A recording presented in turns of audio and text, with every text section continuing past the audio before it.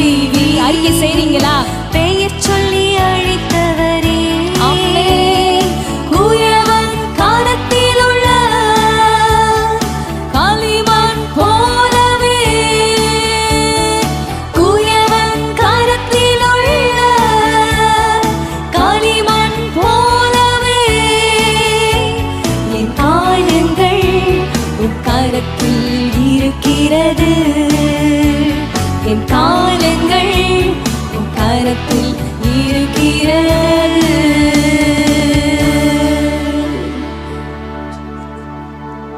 என் காலங்கள் உன் கரத்தில் இருக்கிறது. சொல்லாமா? என் காலங்கள் உன் கரத்தில் இருக்கிறது. எனக்காக யாவையும் செய்வி. நம்பிக்கையோட பெயர் சொல்லி அழைத்தவரே, எனக்காக யாவையும் செய்வி.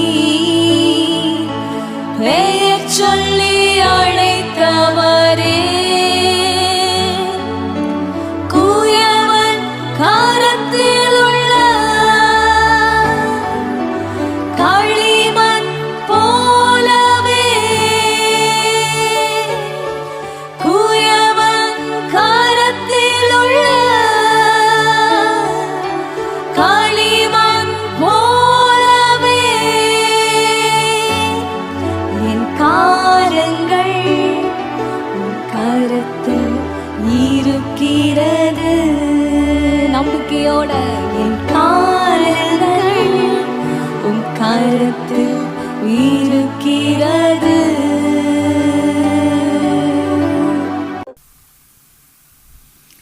ஆராதனைக்கு ஆயத்தமாய் வந்திருக்கிற உங்களை கர்த்தர் ஆசீர்வதிப்பாராக. வேத வசனங்களுக்காகவும் சத்தியத்துக்காகவும் அதிகமாக தாகமும் ஏக்கத்தோடும் கர்த்தர் தன்னோடு பேச வேண்டும், தன் வார்த்தையை வெளிப்படுத்த வேண்டும் என்கிற ஒரு மன வாஞ்சியோடு வந்திருக்கிறவங்களோடு தேவன் தன்னுடைய வார்த்தையை வெளிப்படுத்துவாராக.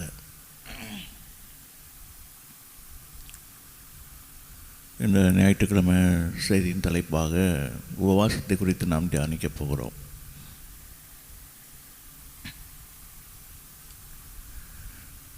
ஜெபிக்கிற மனிதர்கள் எல்லாவற்றையும் மாற்றி விடுவார்கள். அதே போல் ஒரு மனிதன் உபவாசத்தின் பழக்கமுடையவனாக இருப்பானால் அவன் எந்த காரியத்தையும் அவன் மாற்றக்கூடியவனாக இருப்பான். உபவாசத்தின் ஜெபம் மிகவும் பயங்கரமான காரியங்களை அவனுடைய வாழ்க்கையிலே செய்ய ஆரம்பிக்கும்.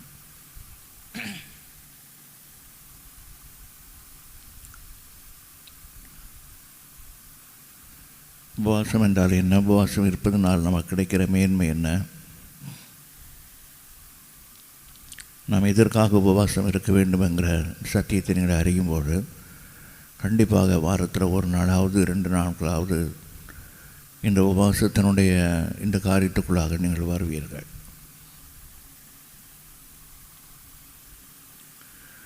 அனைவருடைய ஆவிக்குரிய ஜீவியமும் உடைய ஊழியத்தின் பாதையும் மிகவும் வெற்றிகரமாக இருப்பதற்கு காரணம் நம்முடைய உபவாசத்தினுடைய விசுவாச ஜெபமாக இருக்கிறது. இன்றைக்கு சொல்லப்படுகிறதான தேவனுடைய வார்த்தையும் வசனத்தையும் மன வாஞ்சியோடும் விருப்பத்தோடும் இந்த பிரசங்கத்தை முழுவதையும் நீங்கள் கேட்பீர்களாகில் இந்த பிரசங்கத்தினுடைய முடிவில் கர்த்தர் உங்களுக்கு ஒரு தீர்மானத்தை எடுக்கும்படியாக உங்களோடு பேசுவார். ஒரு தீர்மானத்தின் முடிவுக்குள்ளே வரும்போதே கர்த்தர் அதில் கிரியை செய்த ஒரு பெரிய மாற்றத்தை உங்களுடைய வாழ்க்கையிலையும் பிள்ளைகளுடைய வாழ்க்கையிலையும் உடைய குடும்பத்திலையும் இந்த கேட்டுக்கொண்டிருக்கிறதான அந்த வார்த்தையை கேட்டுக்கொண்டிருக்கிற அத்தனைவருடைய வீட்டுலையும் ஒரு மாற்றத்தை கர்த்தர் தருவதை நீங்கள் பார்க்க முடியும். உபவாசம் எதற்காக இருக்க வேண்டும்? உபவாசம் என்ன செய்யும்? உபவாசத்தினுடைய முடிவில் கர்த்தருடைய கிரியை எப்படி இருக்கும்?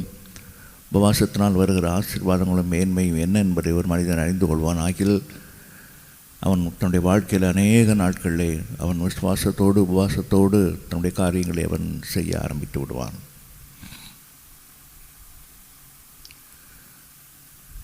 ஆவிக்குரிய வாழ்க்கையிலே உன்னதமான நிலைமையில் இருக்கிற அநேக பரிசுத்தவனுடைய வாழ்க்கையிலே அவர்கள் உபவாசத்தை மையமாக வைத்து கொண்டவர்களாக இருப்பார்கள்.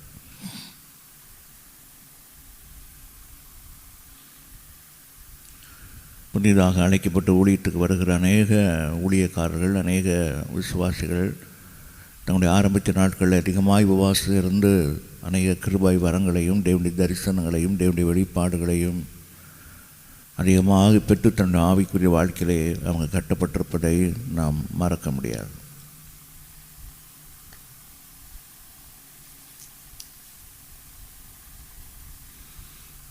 இந்த வார்த்தை கேட்டுக்கொண்டிருக்கிறதான உன்னோடு கூட கத்திருந்த நாட்களில் பேசுவாராக. உபவாசத்தின் மேன்மையை குறித்து நீங்கள் அறிந்து கொள்வீர்களானால் உங்கள் வாழ்க்கையினுடைய எல்லா பகுதியுமே உபவாசத்தின் ஜெபமாக மாறிவிடும்.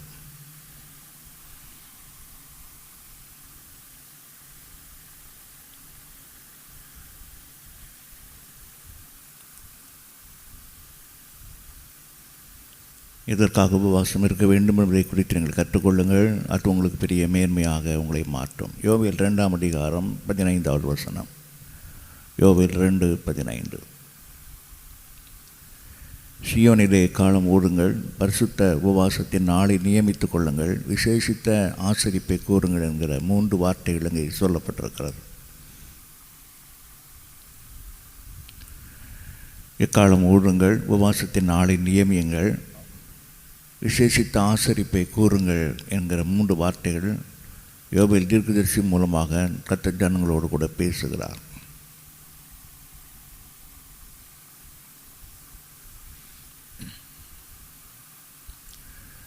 பல காரணங்களுக்காக நாம் உபவாசம் இருக்க போகிறோம். இன்றைக்கு வேதத்திலிருந்து உபவாசத்தினுடைய மேன்மை என்ன, எதற்காக உபவாசம் இருக்க வேண்டும் என்பதை நாம் கற்றுக்கொள்ளப் போகிறோம். தேவனுடைய வார்த்தையை மன உண்மையோடும் மன வாஞ்சையோடும் தாகத்தோடும் கர்த்தருடைய வார்த்தையை கேட்பீர்களானால் அதனுடைய பலனை நீங்கள் பார்க்க முடியும். கர்த்தர் உங்களுக்காக கிரியை செய்வதை தேவனுடைய வார்த்தை கேட்டுக்கொண்டு போகும்போதே உங்களுடைய ஆவிலே நீங்கள் அதை உணர்ந்து கொள்வீர்கள். பிரசங்கம் உங்களுக்குரியதால் அல்ல, பிரசங்கம் முழுவதும் தேவனுக்குரியதாக இருக்கிறது.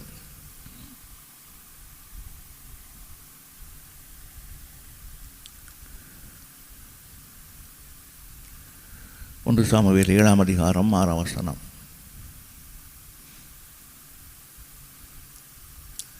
அங்கே குடும்பங்களுக்காக அவர்கள் உபவாசம் இருக்கிறார்கள். கர்த்தருக்கு விரோதமாக பாவம் செய்தோம் என்று அங்கே சொன்னார்கள்.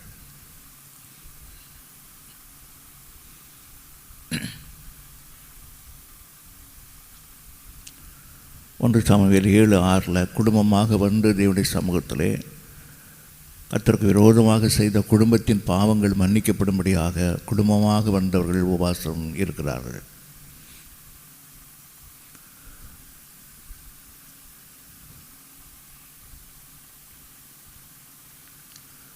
குடும்பத்தில் எல்லாம் ரட்சிக்கப்பட்டு கர்த்தருடைய பிள்ளைகளாய் மாறியிருப்பீர்கள் என்றால் குடும்பத்தின் பாவங்கள் மாறும்படியாக கண்டிப்பாக குடும்பமாக எல்லாரும் சேர்ந்து ஒரு நாள் உபவாசத்தை நாட்களை நியமித்துக் கொள்ள வேண்டும்.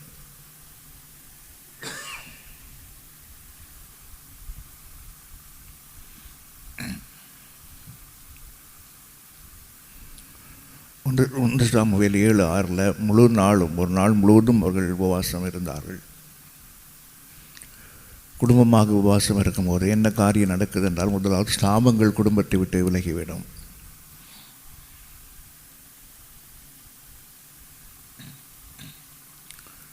குடும்பங்களில் சாபம் இருக்கும்போது எப்பொழுதும் குடும்பங்கள் ஒரு மாதிரி குழப்பமான நிலைமையிலையும் பலவீனப்படுகிற நிலைமையிலையும் இந்த குடும்பங்கள் காணப்பட்டு கொண்டே இருக்கும். ஒரு தெய்வீக ஒரு இளைப்பாற்றல் இல்லாமலே இந்த குடும்பங்கள் இருக்கும்.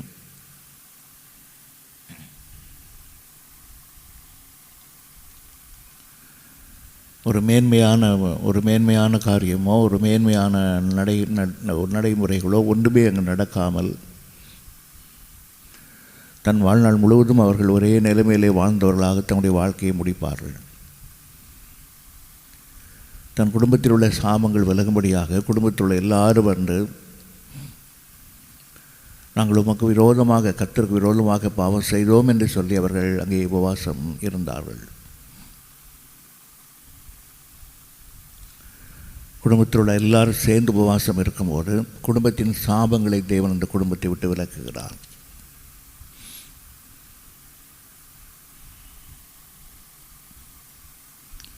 இதுவரையிலும் உங்களுடைய வாழ்க்கையிலே குடும்பமாக ஒன்று சேர்ந்து உபவாசம் இல்லாவிட்டால் இந்த வார்த்தை கேட்குற நீங்கள் முழு குடும்பமும் சேர்ந்து உபவாசத்தின் நாளை நீங்கள் நியமித்துக் கொள்ளுங்கள்.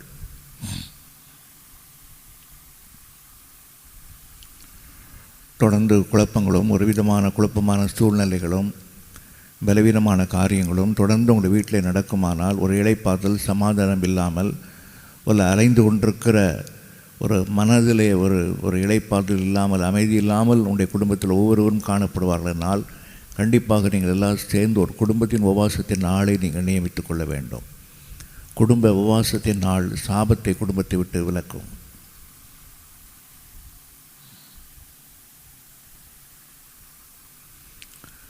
ரெண்டாவது, குடும்பங்களில் தெய்வ மகிமை வெளிப்படும். குடும்பமாய் உபவாசம் இருக்கும்போது சாபங்கள் விலக்கப்பட்டு தெய்வ மகிமை இந்த வீடு முழுவதையும் நிரப்புவதை நீங்கள் பார்க்க முடியும்.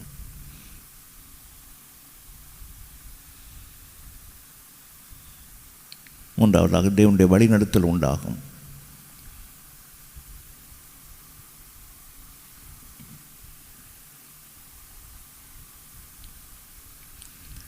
குடும்பத்தில் உள்ள எல்லாரும் சேர்ந்து கர்த்தருக்கு விரோதமான பாவத்தை உங்களுடைய குடும்பத்தில் நீங்கள் செய்திருப்பீர்கள். ஆனால் பெற்றோர்கள், பிள்ளைகள், குடும்பத்தில் உள்ள அத்தனை பேரும் கர்த்தருக்கு விரோதமான பாவத்தை நீங்கள் செய்திருப்பீர்கள். ஆனால் அந்த பாவத்தின் சாபங்கள் வீட்டை விட்டு விலக வேண்டுமானால் கர்த்தருக்கு விரோதமாய் செய்த அந்த குடும்பத்தின் பாவங்களை கர்த்தர் மன்னிக்கும்படியாக, சாபங்கள் விலகும்படியாக, கர்த்தருடைய வழிநடத்தல் வீட்டில் உண்டாகும்படியாக குடும்பமாய் சேர்ந்து பாவ அறிக்கையை பண்ண வேண்டும்.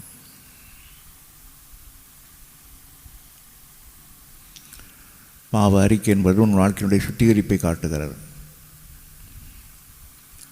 பாவம் செய்யாத மனிதன் உலகத்தில் எவனுமே இல்லை. ஆனால் தன் பாவத்துக்காக அவன் மனஸ்தாபப்படும் போது கர்த்தர் அவன் மேல் தயவாய் இருந்து தன்னுடைய வழிநடத்தலை அவனுக்கு காண்பிக்க ஆரம்பிக்கிறார்.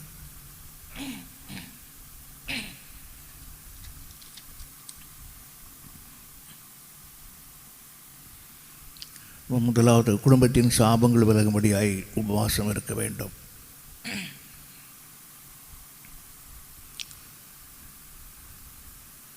இரண்டாவதாக, தேவனுக்கு முன்பாக உங்களை தாழ்த்தும்படியாக உபவாசம் இருக்க வேண்டும். எஸ்ராவின் புஸ்தகம் 8ஆம் அதிகாரம் 21வது வசனம். எஸ்ரா 8ஆம் அதிகாரம் 21.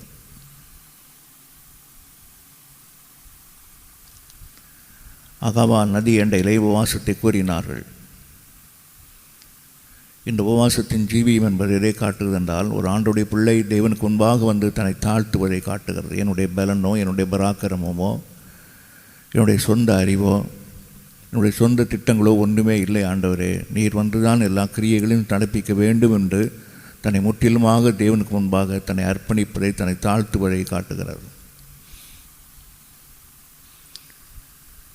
எஸ்ரா 8:21 அகவா நதி அண்டையிலே உபவாசத்தை கூறினார்கள்.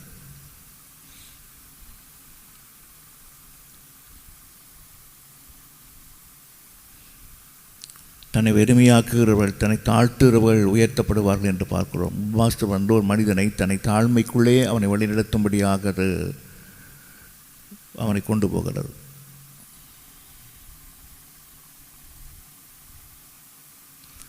அதிகமாக உபவாசத்தின் ஆளை உடையவர்கள் மிகவும் தாழ்மை உடையவங்களாக இருப்பார்கள். கர்த்தருடைய கிருபை அவங்க மேலே பரிபூர்ணமாக உண்டாகிருக்கும்.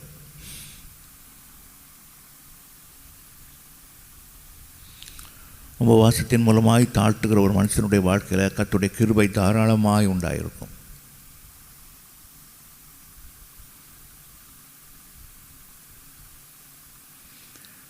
அவங்க சபைக்கு வரும்போது ஒருவருக்கொருவர் மிகவும் தாழ்மை உடையவராக இருப்பார்கள். உபவாசம் இருந்து ஜெபிக்கிறவங்களுடைய வாழ்க்கையில் அவங்க சபைக்கு வரும்போது அவருடைய நடவடிக்கைகள் எல்லாவற்றையும் நம்ம பார்க்கும்போது மிகவும் தாழ்மை உடையவங்களாக இருப்பார்கள். சபைக்கு முன்பாக தாழ்மையான காரியங்கள் எல்லாவற்றையும் அவர்கள் செய்ய ஆரம்பிப்பார்கள். அது அவங்களுடைய உபவாசத்தின் ஜெபத்தை காட்டுகிறது.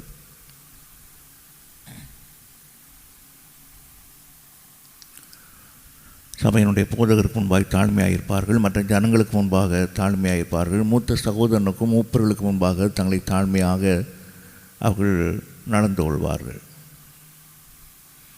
உபவாசத்தின் நாட்கள் ஒரு மனிதனுக்கு தாழ்மையை போதிக்கும். அவன் தேவனுக்கு முன்பாகவும் தாழ்மையாக நடந்து கொள்வார்கள். மனிதருக்கு முன்பாகவும் சபைக்கு முன்பாகவும் தன்னை தாழ்த்தி வெறுமையாக்கி ஒரு தாழ்மையினுடைய ஜீவியத்தை தன்னுடைய வாழ்க்கையில் தெரிந்து கொண்டவங்களாக இருப்பார்கள். அது உபவாசம் அவங்களுக்கு கொடுக்குற ஒரு ஆசீர்வாதமாக இருக்கிறார்.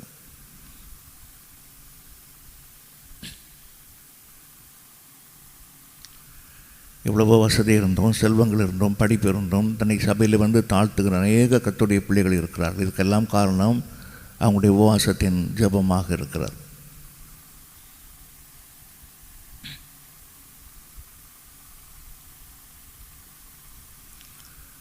தாழ்மை உண்டாகும்போது கிருபை கிடைக்கிறது. கிருபை உண்டாகும்போது எதிர்காலத்தை குறித்த ஒரு நம்பிக்கையை தேவன் உண்டாக்குகிறார்.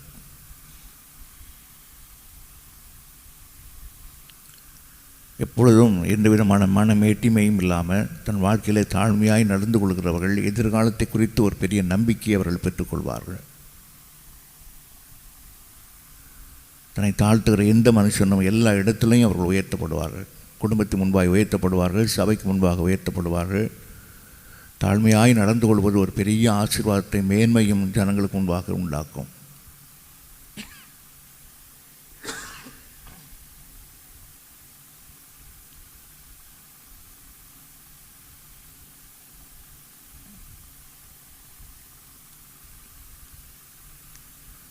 உன் படிப்பை குறித்தோ, உன்னுடைய குடும்பத்தினுடைய கௌரவத்தை குறித்தோ, செல்வத்தை குறித்தோ ஒருபோதும் மேன்மை பாராட்டாதபடி நீ எச்சரிக்கையாக இருக்க வேண்டும்.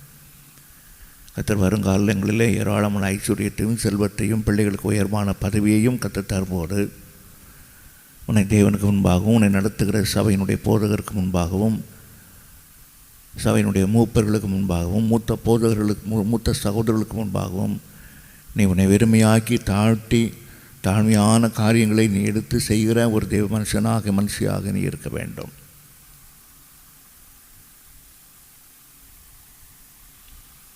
சபையில் தாழ்மையாக இருக்கிற அநேக ஆண்டுடைய பிள்ளைகள் தங்களுடைய வாழ்க்கையில் உபவாசத்தை தங்களுக்காக நியமித்து கொண்டவர்களாக இருப்பார்கள்.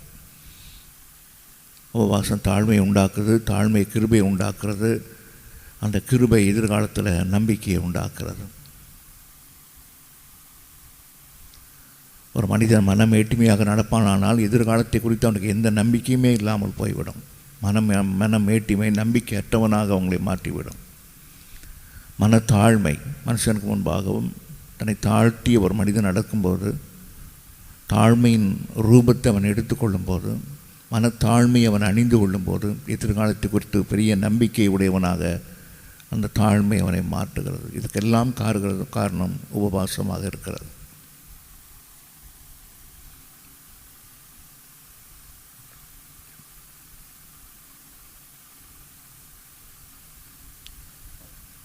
அடுத்த நம்முடைய குடும்பங்களுக்காகவும் நாம் உபவாசம் இருக்க வேண்டும். எஸ்றா 8ஆம் அதிகாரம் 21வது வசனம். எஸ்றா 8:21. எங்கள் பிள்ளைகளுக்காகவும் எங்களுடைய பொருட்களுக்காகவும் நாங்கள் உபவாசம் இருந்தோம் என்று அங்கே நாம் பார்க்கிறோம். ஒரு கர்த்தருடைய பிள்ளை, உங்களுடைய பிள்ளைகளுக்காகவும் கர்த்தர் உங்களுக்கு கொடுத்த பொருட்களுக்காகவும் நீங்கள் உபவாசம் இருக்க வேண்டும். குடும்பத்தில் ஒரு பிரதிநிதியாய் கர்த்தர் உங்களை தெரிந்து கொண்டிருக்கிறார்.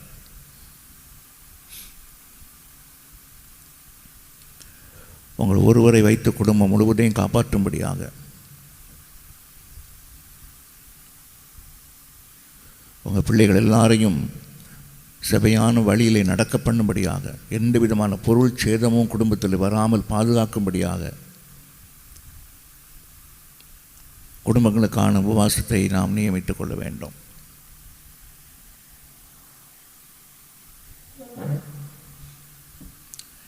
எஸ்றா 8:21 எங்களுக்காக, எங்கள் பிள்ளைகளுக்காகவும் எங்களுடைய பொருட்களுக்காகவும் நாங்கள் உபவாசம் இருந்தோம். கர்த்தருடைய பிள்ளைங்க வீட்டில் எந்த விதமான பொருள் சேதமும் வரவே கூடாது. பொருட்கள் குறைந்து போகக்கூடாது. நீதிமானுடைய வாசஸ்தலத்தை தேவன் ஆசீர்வதிக்கிறார். அங்கே ஏராளமான செல்வத்தையும் பொருட்களையும் தேவன் தருகிறார். நீதிமானுடைய வீட்டில் அநேக பொருட்களும் பொக்கிஷங்களும் உண்டாகும்.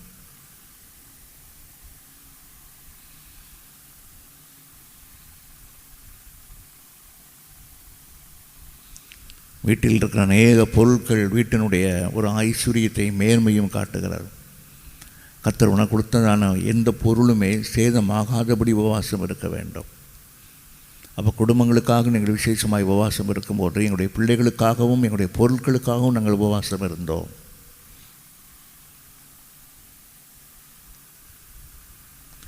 கஷ்டப்பட்டு சம்பாதித்த எந்த பொருளும் உங்களுடைய வீட்டில் ஒரு சேதமும் வராதபடி நீங்கள் உபவாசம் இருக்க வேண்டும். பொருள் சேதங்கள் கர்த்தருடைய பிள்ளைகளுடைய வீட்டில் ஒருபோதும் உண்டாகக்கூடாது.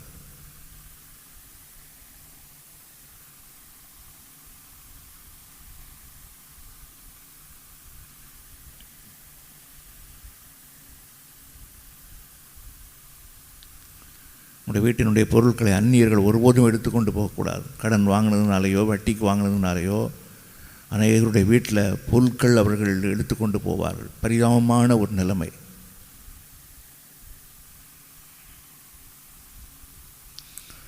தாங்கள் வாங்கின பணத்தை கட்டாதனாலே, சரியாக பணத்தை திருப்பி செலுத்தாதனாலே வண்டியையும் வாகனத்தையும் அநேகர் எடுத்துக்கொண்டு போகிறதையும் நான் பார்த்துருக்குறோம். தகுதிக்கு மிஞ்சி கடன் வாங்குவதும், தகுதிக்கு அதிகமாக பொருட்களை வாங்குவதும்,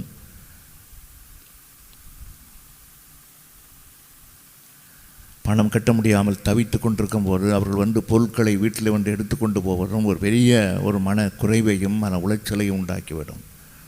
உன் வாழ்க்கையில் ஒரு பொருள் சேதமும் உண்டாகாமல் இருக்க வேண்டும். அப்படியானால் உன் குடும்பங்களுக்காக நீ ஜெபிக்க வேண்டும். வேதவசனம் தான் சொல்லுகிறது.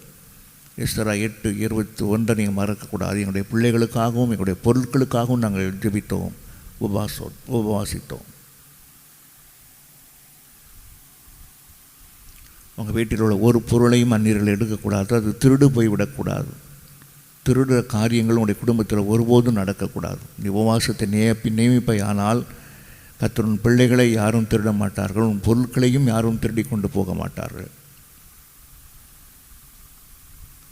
அந்நியருடைய கண்களுக்கு கர்த்தரை மறைத்து அதை தேவன் பாதுகாத்து கொள்வார். உன்னுடைய உபவாசத்தை ஜெபம் உன் பொருட்களை பாதுகாக்கும் என்பதை நீ மறந்து போகவே கூடாது.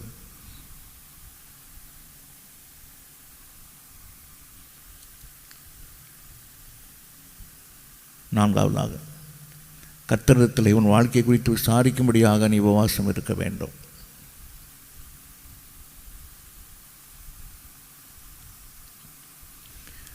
நியாயாதிபதிகள் புஸ்தகம் 20ஆம் அதிகாரம் 26, 27 நியாயாதிபதிகள் 20, 26, 27 கர்த்தரிடத்தில் விசாரித்தார்கள் என்று அங்கே சொல்லப்பட்டிருக்கிறது.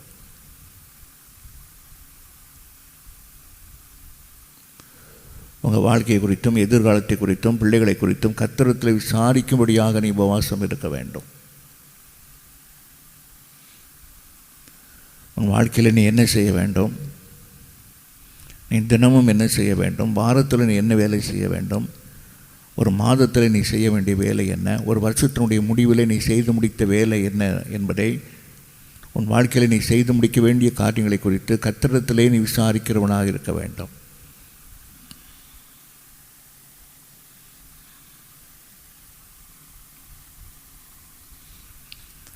கர்த்தர் நம்மளை விசாரிக்கிறோம் என்பதை நாம் அறிந்திருக்கிறோம். ஆனால் தேவனிடத்தில் போய் நாம் நம்மளை விசாரிக்க வேண்டும்.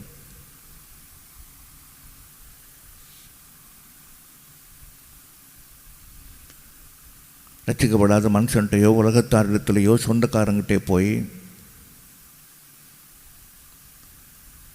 உங்களுடைய வாழ்க்கையை ஒரு நாள் விசாரிக்கவே கூடாது.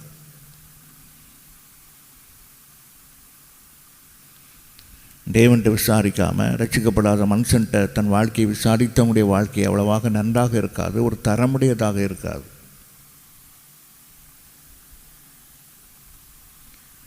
எவ்வளவோ தரமுடையவனாக இருக்கும்படி கர்த்தர் அழைத்திருக்கும்போது ஒரு மனுஷன்கிட்ட போய் வாழ்க்கையை குறித்து விசாரித்து அவன்கிட்ட போய் உன் வாழ்க்கையை அர்ப்பணிக்கும்போது நிச்சயமாகவே அது ஒரு தரமுள்ள வாழ்க்கையாக ஒருபோதும் இருக்கவே இருக்காது. ஒரு நல்ல தரத்துக்குள்ளே அது வரவே வராது. கர்த்தரை விசாரித்து நடத்தப்பட்டவங்க தான் வாழ்க்கையில் மேன்மையான தரத்துக்கு அவங்க உயர்த்தப்பட்டிருக்கிறாங்க. அவருடைய எல்லைகள் மிகவும் விஸ்தாரமாய் மாறி இருக்கிறது. ஏனென்றால் அவங்க கர்த்தரை விசாரித்தார்கள். அப்போ உபவாசத்தின் நாளை நீங்கள் நியமித்துக் கொள்ளும்போது கர்த்தரை விசாரிக்கும்படியாக உபவாசத்தின் நாளை நீங்கள் நியமித்துக் கொள்ள வேண்டும்.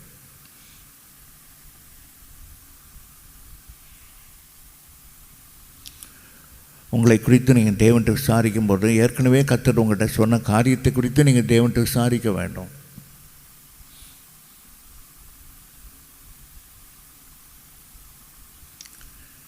என்னை குறித்து என்ன சித்தம் வச்சிருக்கிறீர் ஆண்டவரே, நான் என்ன செய்ய வேண்டும், பிள்ளைகளை குறித்து என்ன காரியம் என்பதை நீ கத்திட்டு விசாரிக்கும் போது ஏற்கனவே நீ நடக்க வேண்டிய காரியங்கள் எல்லாவற்றையும் குறித்தும் கர்த்தர் உன்னோடு பேசியிருப்பார்.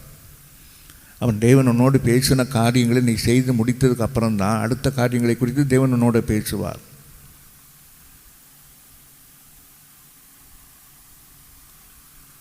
சும்மா விளையாட்டுக்காக கர்த்தர் உன்னோடு பேசுவது கிடையாது. தேவன் உன்னோடு பேசுவார் என்றால் அதுக்கு ஒரு நோக்கங்களும் திட்டங்களும் காலங்களும் அதுக்கு குறிக்கப்பட்ட நேரங்களும் எல்லாவற்றையும் தன் இருதயத்திலே மனதில் வைத்து தேவன் அந்த காரியங்களை உங்களோட பேசுவார். நீ என்ன செய்ய வேண்டும், எப்படி நடக்க வேண்டும், எப்படியெல்லாம் உன்னை நான் நடத்தப் போகிறேன் என்பதை குறித்து கர்த்தர் ஏற்கனவே உன்னோடு பேசியிருக்கும்போது அதை நீ செய்து முடித்து விட்டு அதுக்கப்புறமாக என்ன செய்ய வேண்டும் என்று தேவனிடத்தில் வந்து விசாரிக்க வேண்டும். ஏற்கனவே கர்த்தர் உன்கிட்ட பேசின அநேக காரியங்களை குறித்து இன்னும் ஒன்று கூட செய்யாமல் சும்மா வந்து தேவன்கிட்ட விசாரிக்கும் போது கர்த்தர் உன்னிட்ட எதையுமே பேசவே முடியாது. இன்றைக்கி அநேகருடைய உபவாசத்தின் ஜெபம் கர்த்தர்கிட்ட விசாரிக்க வர்றாங்க, ஆனால் ஜெபத்துக்கு பதில் இல்லாமல் போகிறதுக்கு என்ன காரணம்னாக்கா ஏற்கனவே தேவன் அவங்ககிட்ட பேசியிருக்கிற காரியத்தை அவங்க சரியாக செய்யவே இல்லை.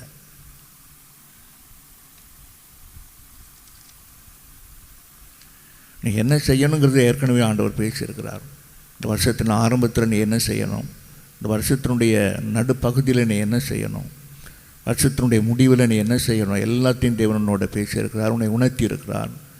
பிரசங்கத்தின் மூலமாக, தேவனுடைய வார்த்தையின் மூலமாக, கர்த்தருடைய ஊழியக்காரர் மூலமாய், சொப்பனத்தின் மூலமாய் அநேக தடவை கர்த்தர் உனக்கு நீ செய்ய வேண்டிய காரியங்களை குறித்து உனக்கு உணர்த்தி இருக்கும்போது எதையுமே நீ செய்யாமல் சும்மா வந்து உபவாசம் இருந்து தேவன்கிட்ட விசாரிக்கும் போது தேவனிடத்திலிருந்து ஒரு பதிலையும் நீ பெற்றுக்கொள்ள முடியாது. கர்த்தர் உன்னோடு பேச மாட்டார். ஏனென்றால் தேவன் பேசியும் உன்னை எந்த காரியமும் செய்யாத பட்சத்தில் தேவன் இன்னொரு நிலைமைக்கு உன்னை, அடுத்த நிலைமைக்கு தேவன் உன்னை கொண்டு போக மாட்டார்.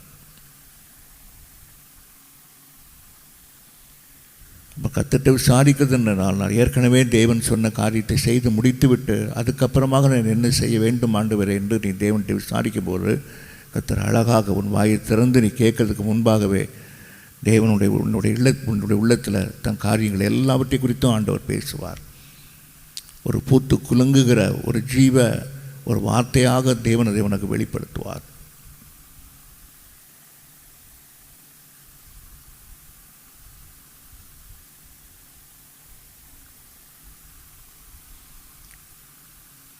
பிள்ளைகளை குறித்தும் எதிர்காலத்தை குறித்தும் பிள்ளைகளுடைய திருமண காரியத்தை குறித்தும் நீ கர்த்தர்கிட்ட விசாரிக்கும் போது அதுக்கப்புறமாக நீ போய் மனுஷன்கிட்ட விசாரிக்கக்கூடாது. அநேக விசுவாசிகள் செய்கிற பெரிய தவறு என்னவென்றால் பிள்ளைகளுடைய திருமண காரியங்களில் தேவன்கிட்டையும் விசாரிக்கிறாங்க, மனுஷன்கிட்ட போய் விசாரிக்கிறாங்க. கடைசியில் மனுஷர்கள் என்ன சொல்கிறாங்களோ அதுதான் அவங்க செய்ய ஆரம்பிக்கிறாங்க. அதனால தான் வாழ்க்கையில் தேவன் தன் காரியங்களை செய்ய முடியாமல் போய்விடுகிறது. கர்த்தர் ஒரு தடவை சொல்வாரானால் கர்த்தர் அதை செய்து முடிக்க போதுமானவர் என்பதை நீ விசுவாசிக்க வேண்டும். நீ உபவாசம் இருந்து கர்த்தர்கிட்ட மட்டும் விசாரிக்கிற ஒரு தெய்வ பிள்ளையாக இருப்பாயானால் ஒருபோது ஒரு உலக மனுஷன்கிட்ட போய் எந்த காரியத்தையும் நீ விசாரிக்க வேண்டிய அவசியமே இல்லை. அவன் உன்னை குறித்தும் உன் எதிர்காலத்தை குறித்தும் அவனுக்கு ஒன்றுமே தெரியாது. ஆனால் கர்த்தர் தான் உன்னை அழைத்ததை குறித்தும் உன்னை நடத்ததை குறித்தும் உன்னை கொண்டு போய் சேர்க்கிற இடத்தை குறித்தும் கர்த்தர் மட்டும்தான் அறிந்தவராக இருக்கிறார். ஆகவே உபவாசம் இருந்து கர்த்தரை விசாரிக்க வேண்டும். எந்த காரியமானாலும் கர்த்தரை விசாரித்து செய்கிற அநேக தேவனுடைய பிள்ளைகள் இன்றைக்கும் சபையில் இருக்கிறார்கள். ஊழியக்காரர்களும் அவர்கள் கர்த்தரை விசாரிப்பார்கள். ஜெபமாக இருக்கட்டும், ஆராதனையாக இருக்கட்டும், தேவனுடைய வார்த்தையாக இருக்கட்டும், இந்த வாரம் என்ன பேச வேண்டும், என்ன செய்தி கொடுக்க வேண்டும், எல்லாவற்றையும் அவங்க கர்த்தரை விசாரித்து தான் அவங்க சபையை நடத்துகிறார்கள். ஆகவே தான் பிரதிச்சியமாய் தேவன் முகமுகமாய் பேசுகிறார். கர்த்தரை விசாரிக்காத எந்த செய்தியையும் ஊழியக்காரர்கள் சபையில் கொடுப்பதே இல்லை. தேவன்கிட்ட விசாரிக்கிறார்கள், உபவாசம் இருந்து விசாரிக்கிறார்கள். கர்த்தர் தனக்கு கொடுத்த மந்தையை தன் ஜீவனை கொடுத்து கர்த்தரை விசாரித்து புசியாமலும் குடியாமலும் இருந்து தேவனிடத்திலிருந்து இந்த வார்த்தை பெற்று என்ன பேச வேண்டும், என்ன வெளிப்படுத்த வேண்டும், நம்முடைய வார்த்தை என்ன ஆண்டவர் என்பதை குறித்து கர்த்தரை விசாரித்து அவங்க சபையை நடத்துறதுனால அது தேவனால் நடத்தப்படுகிற தேவன் ஆசீர்வாடுகிற ஒரு சபையாக இருக்கிறது. கர்த்தருடைய வார்த்தை கேட்கும்போதே கண்ணீர் விட்டு இருதயம் உடைந்து அவங்க தேவன் அவங்களோட முகத்தட்சிணமாக பிரதிச்சியமாக முகமுகமாய் பேசுவதைப் போல உணர்கிறார்கள். காரணம் என்னவென்றால் தேவன்கிட்ட விசாரித்து செய்தியை கொடுப்பதினாலே. இன்றைக்கு கூட இந்த வார்த்தையை கேட்டுக்கொண்டிருக்கிறவனுடைய வாழ்க்கையில் தேவனிடத்திலிருந்து விசாரித்து உபவாசம் இருந்து கொடுக்கப்படுகிற இந்த வார்த்தை கண்டிப்பாக உங்களுடைய வாழ்க்கையில் ஒரு மாற்றத்தை உண்டாக்கும். செய்தி முழுவதையும் நீ கேட்டு முடியும் போது உணர்த்தப்பட்டவளாக உபவாசத்தை நாளை நியமித்து கொள்கிற தேவ பிள்ளையாய் கர்த்தர் மாற்றி விடுவார். அது நிமித்தமாக எல்லா காரியத்தையும் ஒரு மாறுதல் உண்டாவதை, ஆசீர்வாதமாக இருப்பதை நீ காணும்படியாக தேவன் செய்து விடுவார். ஐந்தாவதாக, உலக சட்டத்தினுடைய எல்லா விதமான எல்கைகளையும் மீறி நீ போகும்படியாய் உபவாசம் உனக்கு தேவையாக இருக்கிறது.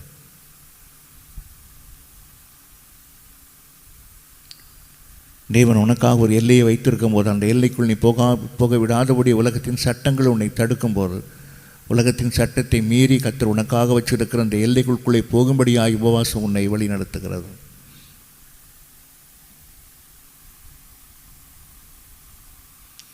உலகத்தில் உபத்திரவங்களை உண்டுன்னு கர்த்தர் சொன்னார். இந்த உலகம் உங்களுக்கு பாத்திரமானாக இருக்காதுன்னு கர்த்தர் சொன்னார்.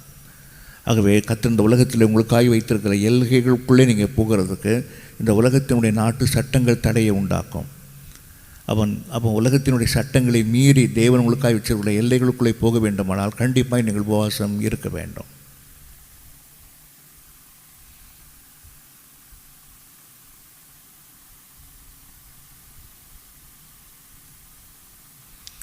என்றைக்கும் இல்லாத சட்டங்கள் நம்மளுக்கு இந்தியா தேசத்தில் ஏற்றப்பட்டது. கர்த்தரை தேடவும், கர்த்தரை ஆராதிக்கவும், சபைக்கு வருகவும், ஒரு விதமான ஒரு இளைப்பாறுதல் இல்லாத சட்டத்திட்டம் நிறைந்த ஒரு தேசமாக இந்தியா மாறி இருந்தது. எல்லாரும் அழுது ஜெபித்தார்கள். சட்டங்கள் மாற வேண்டும், சட்டத்தினுடைய அமைப்புகள் மாற வேண்டும், ஒரு சுயாதீனம் உண்டாக வேண்டும், எந்த பயமும் இல்லாமல் கர்த்தரை ஆராதிக்கிற ஆராதனையின் வழிபாடுகள் உண்டாக வேண்டும் என்று எல்லா தேவனுடைய பிள்ளைகளும் உபவாசம் இருந்து ஜெபித்தார்கள்.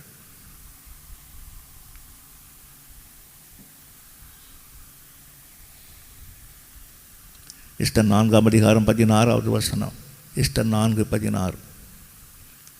சட்டத்தை மீறி ராஜாவிடத்தில் நான் பிரவேசிப்பேன் என்று எஸ்தர் சொன்னாள். சட்டத்தை மீறி எஸ்தருக்காக தேவன் வைத்த அந்த இலக்கை அவளை அடையும்படியாக, அவள் போக வேண்டிய எல்கைகளை அவள் பெற்றுக்கொள்ளும்படியாக ராஜாவின் சட்டத்தை மீறி அவள் போனாள்.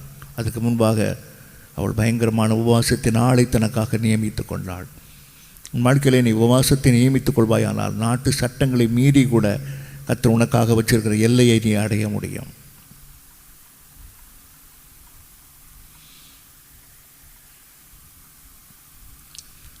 சட்டங்களை தேவன் மாற்றி விடுவார். எல்லாம் கர்த்தருடைய பிள்ளைகளுக்கு லகுவாக சட்டங்கள் மாற்றப்பட்டு போய்விடும்.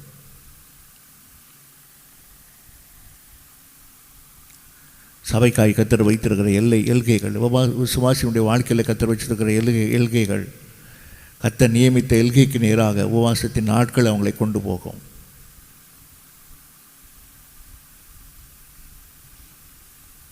எஸ்தருடைய நாட்களில் மேதியர் பெர்சியருக்குள்ளே இருந்த மாறாத சட்டத்தை அவள் மீறினாள். சட்டங்களை ஏற்றுவதிலையும் சட்டங்களை மீறுவங்களுக்கு கொடுக்குற தண்டனையும் மேதியர் பெர்சியர் காலத்தில் மிகவும் கடுமையாக காணப்பட்டது. மேதியர் பெர்சியர் காலத்தில் சட்டங்களை ஏற்றும் போது யாரும் சட்டத்தை மீற முடியாது.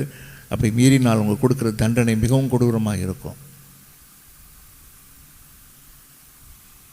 ஆனால் எஸ்தர் நான் செத்தாலும் சாகிறேன் என்று சொல்லி கர்த்தர் அவளுக்காக வச்சிருக்கிற எல்கைகளை அடையும்படியாக புசியாமலும் குடியாமலும் தேவ சமூகத்தில் உபவாசம் இருந்து ராஜாவினுடைய சட்டத்தை மீறி அவர் ராஜாவிடத்தில் பிரவேசித்தாள். ராஜாவுடைய கண்களிலேயோ கர்த்தர் தயவை உண்டாக்கினார். எந்த ராஜா உனக்கு விரோதமாக இருக்கிறாரோ, எந்த சட்டங்கள் உனக்கு விரோதமாக இருக்கிறதோ அதுக்குள்ளே தேவனுடைய எல்கையை வைத்திருக்கிறார். அந்த எல்கைக்குள்ளே நீ போக வேண்டுமானால் கண்டிப்பாக நீ உபவாசத்தை நியமித்து கொள்ள வேண்டும்.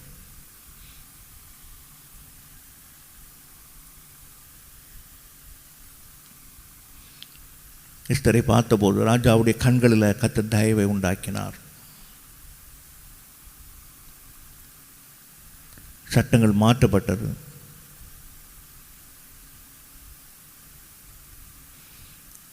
எஸ்தர் தன்னுடைய ஜனத்துக்காக ஒரு பெரிய வெற்றியை தன் வாழ்க்கையிலே காத்து கொண்டாள். தவறான சட்டம் இருந்தது, வசனத்துக்கு விரோதமான சட்டம் இருந்தது. ஆனால் எல்லாவற்றையும் எஸ்தர் மாற்றினாள்.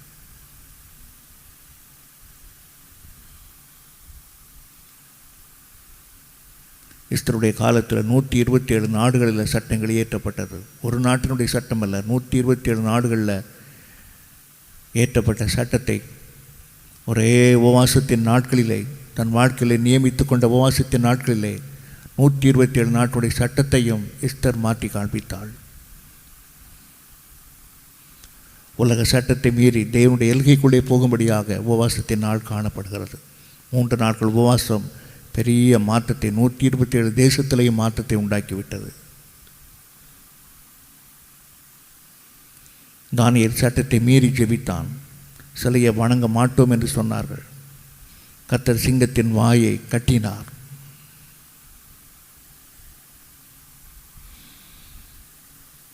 என்னுடைய வாழ்க்கையிலே உபவாசத்தை நியமித்துக் கொண்ட தெய்வ பிள்ளையாய் இருப்பாயானால், ஒரு நல்ல விசுவாசியாக இருப்பாயானால், ஒரு ஞாயிற்றுக்கிழமை ஆராதனை கூட உனக்கு வராதபடி தடைகள் எல்லாவற்றையும் நீ நீக்கி விடுவாய். உபவாசத்தின் நாட்கள் உன் வாழ்க்கையில் எல்லா நாள் தான் கர்த்தரை ஆராதிக்க தடை. ஞாயிற்றுக்கிழமை சபைக்கு வருகிறது தடை.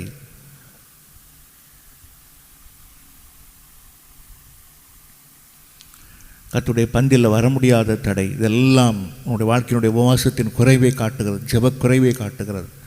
நன்றாக உபவாசம் இருந்து ஜெபிக்கிற ஒரு பழக்கமுடையவனாக இருப்பானால் ஒரு வாரம் கூட அவன் ஆராதனைக்கு வர முடியாமல் அவன் இருக்க மாட்டான். எல்லா தடைகளையும் அவன் விலக்கி விடுவான், சட்டங்களையும் அவன் மாற்றி விடுவான்.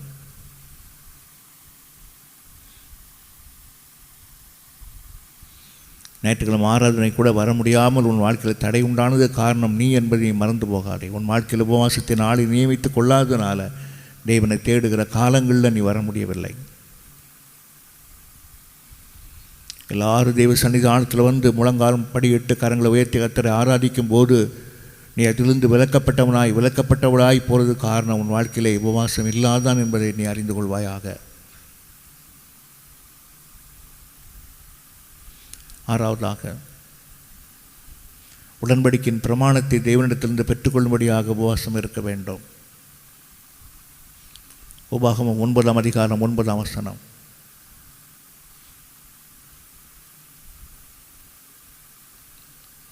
மோசே உடன்படிக்கையின் பிரமாணத்தை பெற்றுக்கொள்ளும்படியாக 40 நாட்கள் புசியாமலும் குடியாமலும் தேவனுடைய பலத்திலே அவன் இருந்தான். உலக பிரகாரமாக ஒரு மனிதன் 40 நாட்கள் தண்ணீர் குடிக்காமல் அவன் இருக்க முடியாது.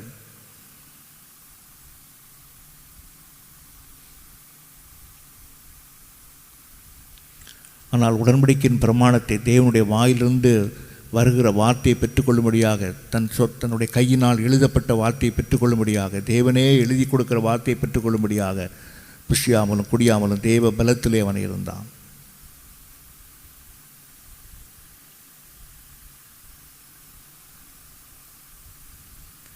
தேவ பிரமாணத்தையும் தேவ சட்டத்தையும் பெற்றுக்கொள்ளும்படியாக அவன் புசியாமலும் குடியாமல் இருந்ததுனால கர்த்தர் அவனை பாக்கியவனாய் மாற்றினார்.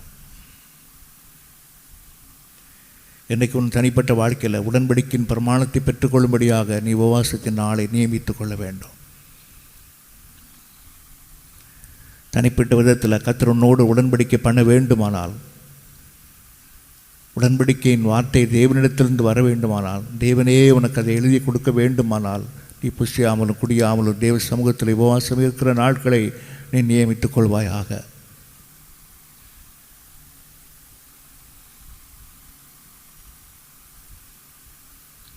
நீ இளம் வயது உடையவளாக ஒரு புது விசுவாசியாக சரீர சுகத்தோடு பலத்தோடு நீ இன்றைக்கு கர்த்தரை தேடுகிற ஒரு விசுவாசியாக இருப்பாய். ஆனால் கண்டிப்பாக உன் வாழ்க்கையை உபவாசத்தின் நாளை நியமித்துக் கொள்ள வேண்டும். வயதானவளை குறித்து பரவாயில்லை, ஆனால் உன் வாலிபத்தின் நாட்களில் உன் சிருஷ்டிகரை நினைக்கும்படியாக உன் வாழ்க்கையிலே உபவாசத்தின் நாளை நீ நியமித்துக் கொள்வாயாக.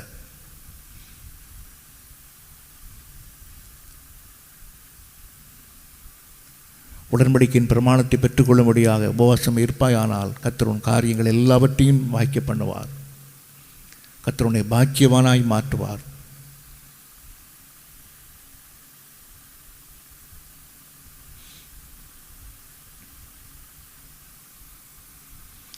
குடும்ப வாழ்க்கையில் கணவன் மனைவி தேவனுடைய பிரமாணத்தை கற்றுக்கொள்ள வேண்டும்.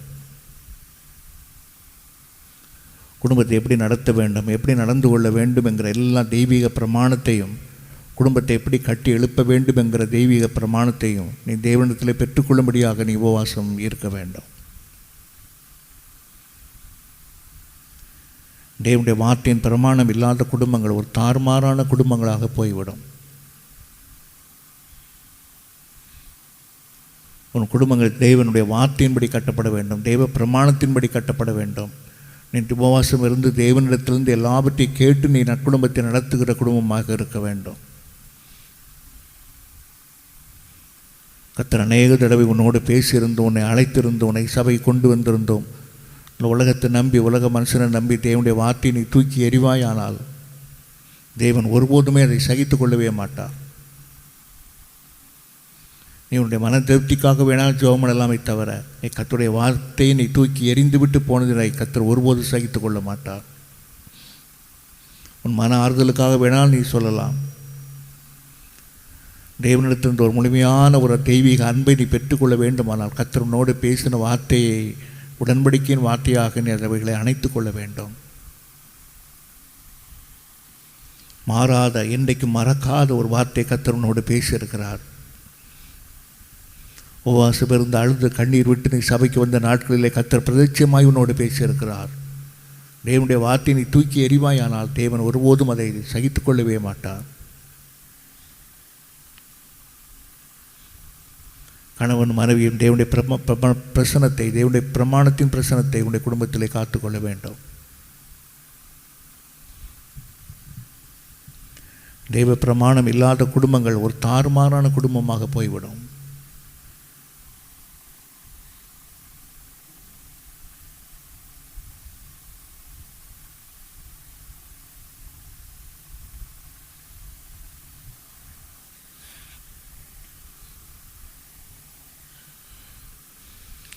அநேகருடைய பிள்ளைகள் தன்னுடைய வாழ்க்கையில் நல்ல குடும்பத்தின் காரியங்கள் ஒரு மேன்மையாகவோ ஆசீர்வாதமாகவோ மேன்மையாகவோ இல்லாத காரணம் தன்னுடைய வாழ்க்கையில் ஒரு நாள் கூட அவங்க உடன்படிக்கையின் பிரமாணத்தை பெற்றுக்கொள்ளும்படியாக தேவனிடத்தில் அவங்க வராமல் போய்விட்டார்கள்.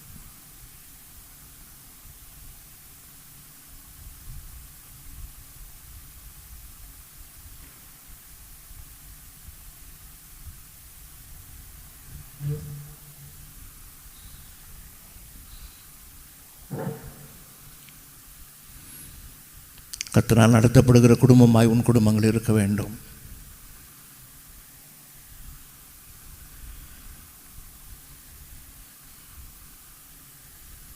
ஒவ்வொரு மாதமும் நீ தேவனிடத்திலிருந்து பிரமாணத்தை நீ வாங்க வேண்டும். ஒவ்வொரு நாளும் அதிகாலை எழும்பி தேவனிடத்திலிருந்து நீ பிரமாணத்தை பெற்றுக்கொள்ள வேண்டும். நீ நடக்க வேண்டிய வழியை உனக்கு காண்பிப்பேன், உன்மேல் என் கண்ணை வைத்து உனக்கு ஆலோசனை சொல்லுவேன் என்று கர்த்தர் சொல்லியிருக்கிறாரே. பிரமாணத்தை கேட்குற குடும்பமாகி நீ உபவாசம் இருந்து நீ தேவ சமூகத்திலே காத்திருக்கிறாயா?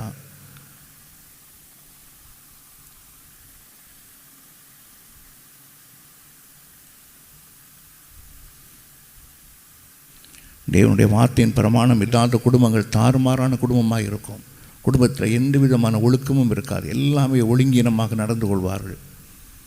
அநேக விசுவாசிகளுடைய வாழ்க்கையில் கூட ரட்சிக்கப்பட்டு சபைக்கு வந்தோம், குடும்பத்தில் ஒழுங்கீனமாக இருப்பது காரணம் பிரமாணத்தை தன்னுடைய வாழ்க்கையில் கற்றுக்கொள்ளவில்லை.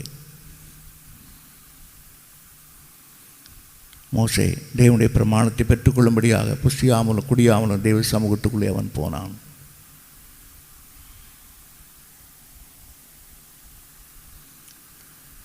தாய் ஒரு பக்கமும் தகப்பன் ஒரு பக்கமும் பிள்ளைகள் ஒரு பக்கமும் இன்றைக்கி குடும்பங்களில் அலைந்து கொண்டிருக்கிறார்கள். குடும்பத்தின் சீர்கேடு, குடும்ப வாழ்க்கையிலே ஒழுக்கம் இல்லாதவர்களாக ஒழுக்கங்கற்றவர்களாக குடும்பத்தை நடத்துறதுக்கு எந்த விதமான ஒரு நல்ல தெய்வீக ஞானம் மற்றவங்களாக இருக்கிற அநேக விசுவாசிகளை, பொறுப்பற்றவங்களாக இருக்கிற விசுவாசிகளை, பிள்ளைகளுக்கு பாதுகாப்பு கொடுக்க வேண்டிய தாய் ஊரை சுற்றவர்களாகவும் வீடு வீடாய் போகிறவர்களாகவும் இருக்கிற அநேக விசுவாசிகளை இந்த உலகத்திலே பார்க்க முடியும். ஏன் அப்படிப்பட்ட ஒழுக்கக்கேடு உன் வாழ்க்கையில் வருகிறது? தேவனுடைய பிரமாணம் உன் வாழ்க்கையில் இல்லை.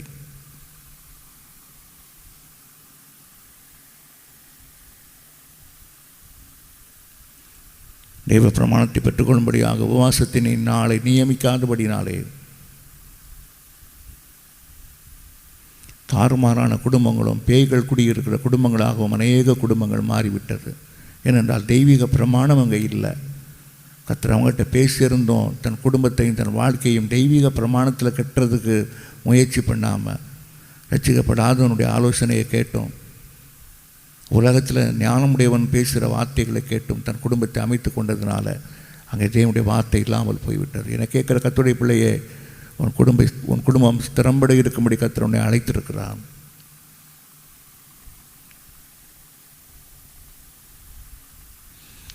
மலையில் மேல் இருக்கிற பட்டணமாய் நீ இருக்கும்படி கர்த்தர் உன்னை அழைத்திருக்கிறார். தேவன் உன்னோடு பேசின உடன்படிக்கையின் பிரமாணத்தின்படி உன் பிள்ளை உன் குடும்பத்தை நீ கட்டி காக்க வேண்டும். உன் குடும்பங்கள் சட்டத்தின்படி மல்யுத்தம் பண்ண வேண்டும். சட்டத்தின்படி மல்யுத்தம் பண்ணுகிறவர்கள் அதனுடைய பலனை பெற்றுக்கொள்வார்கள். சட்டப்படி மல்யுத்தம் பண்ணாவிட்டால் அது அவர்கள் எல்லாவற்றையும் இழந்து போவார்கள்.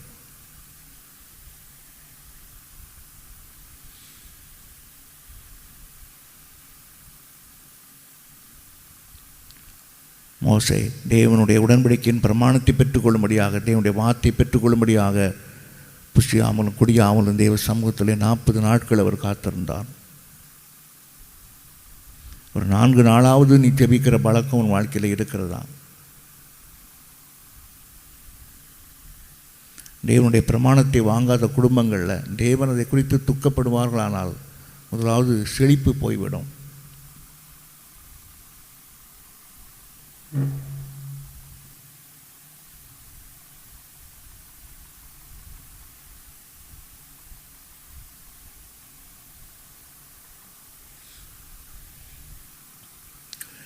கர்த்தரை குறித்து துக்கம் உன் வாழ்க்கையிலே தொடர்ந்து இருக்குமானால் தேவனுடைய பிரமாணத்தின்படி நடக்காமல் உன் குடும்பத்தில் தொடர்ந்து நீ நடப்பாயானால் கர்த்தரை குறித்து துக்கப்படுவார். கர்த்தருடைய துக்கம் உன் குடும்பத்தில் இருக்குமானால் செழிப்பு குடும்பத்தை விட்டு போய்விடும். மறந்து போகக்கூடாது.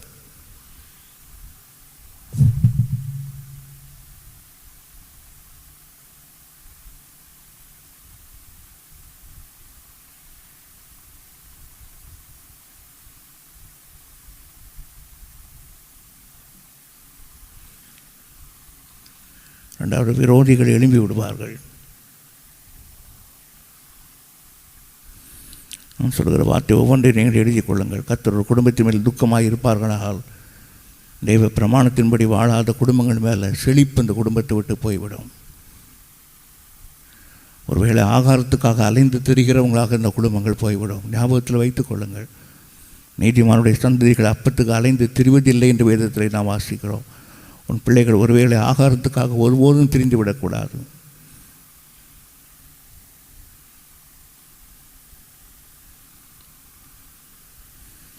தேவனுடைய பிரமாணத்தை நீ கேட்க வேண்டும். கர்த்தருடைய வார்த்தையை நீ கேட்க வேண்டும். இன்றைக்கு அந்த வார்த்தையை நீ சாதாரணமாக கேட்பாயானால் அது ஒரு பிரயோஜனம் இல்லாமல் போய்விடும். ஆனால் அழுகையோடும் கண்ணீரோடும் கர்த்தர் என்னோடு பேசுகிறாருங்கிற விசுவாசத்தோடும் இன்றைக்கி இந்த சொல்லப்படுகிற வார்த்தையை நீ மேன்மையாய் நினைப்பாய் ஆகில் கண்டிப்பாக தேவன் உன்மேல் துக்கப்பட மாட்டார். அநேக ஆண்டுடைய பிள்ளைகள் தேவனுடைய வார்த்தைக்காக உபவாசத்தோடு கண்ணீரோடு சபைக்கு வருகிறத நாம் பார்த்துருக்கிறோம். சபையை நடத்துகிற ஒரு ஊழியக்காரர் எப்படி சபைக்காக தன்னை ஆயத்தப்படுத்துகிறாரோ அதே போல் ஆயத்தமாகி சபைக்கு வருகிற அநேக விசுவாசிகளுடைய வாழ்க்கையில் அந்த குடும்பத்தை நினைத்து கர்த்தர் சந்தோஷப்பட்டிருக்கிறான்.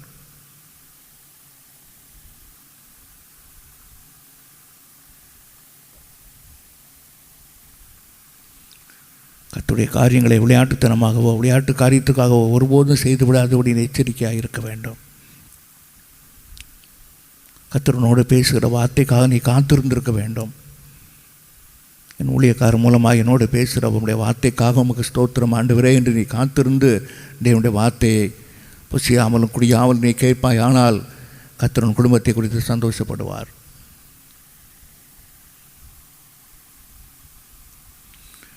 என்னுடைய வார்த்தையை கேட்கும் போதெல்லாம் நீ இந்த நாளுக்காக உன்னை பிரதிஷ்டை பண்ணிக்கொள்ள வேண்டும். இன்றைக்கு உபவாசத்தை குறித்து கர்த்தருடைய வார்த்தையை நீ கேட்டுக்கொண்டிருக்கிறாய். இந்த வார்த்தை இந்த பிரசங்கம் முடிகிறதுக்கு முன்பாக உபவாசத்தின் ஆளை நீ நியமித்து கொள்ள வேண்டும். அப்போதுதான் தேவன் பேசின வார்த்தைகள் உண்மையில் நிறைவேறும்.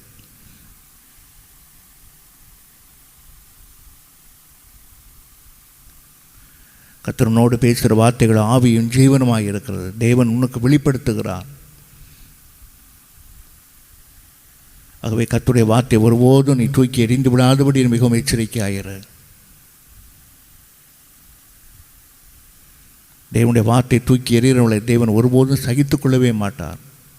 தேவனையும் தேவ சபையையும் கர்த்தருடைய அழைப்பையும் ஆண்டவருக்காக வாழுகிற பொருத்தனையின் வாழ்க்கையும் தூக்கி எறிந்துவிட்டு நீ பின்வாங்கி போவாயானால் கர்த்தர் ஒருபோதும் அதை சகித்து கொள்ளவே மாட்டார். அது ஒரு பெரிய துக்கத்தை உண்டாக்கிவிடும். உனக்கு விரோதமாக கர்த்தர் துக்கப்படுவாரானால் ஒன்று செழிப்பு போய்விடும், இரண்டாவது விரோதிகள் எழுந்து விடுவார்கள். இந்த ரெண்டு காரியம் நடந்து கொண்டே இருக்கும். தேவனுடைய வார்த்தையை நீ சரியாக கேட்காமல் கர்த்தருடைய பிரசங்கத்தை நீ அவமதித்து விட்டு கர்த்தருடைய வார்த்தையை உனக்கு ஏற்றதாக நீ எடுத்துக்கொள்ளாமல் அதை மிகவும் சாதாரணமாக நீ நினைப்பாயானால், தேவனுடைய வார்த்தையின் அற்பமாய் நினைத்து நீ தூக்கி எறிவாயானால் கர்த்தர் கோபப்படுவார்.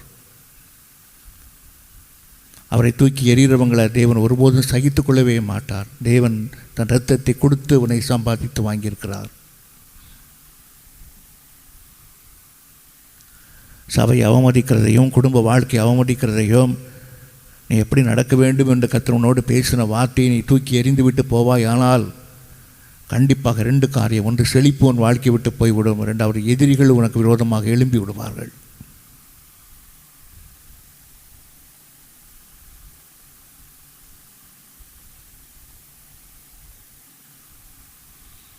பல தடவை கர்த்தரோடு பேசியிருந்தோம். வாழ்க்கையில் செழிப்பு இருக்குமானால் தேவனுடைய வார்த்தைக்கு நீ கீழ்ப்படிவாய் ஆகில் கர்த்தர் செழிப்பை உண்டாக்கி விடுவார். எதிராளிகளை தேவன் அடக்கி போடுவார்.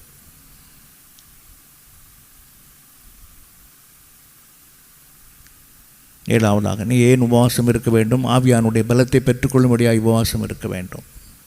லூக்கா 4ஆம் அதிகாரம் 14வது வசனம். இயேசுவானவர் ஆவியானுடைய பலத்தினாலே கலிலியாவுக்கு போனார். லூக்கா 4:14.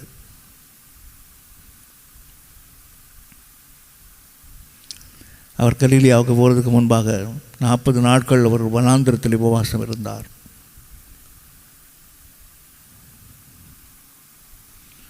தன் உபவாசத்தின் ஆளை அவர் வனாந்திரத்திலே அவர் தெரிந்து கொண்டார். மிருகங்களோடு சஞ்சரித்தார் என்று நாம் பார்க்கிறோம்.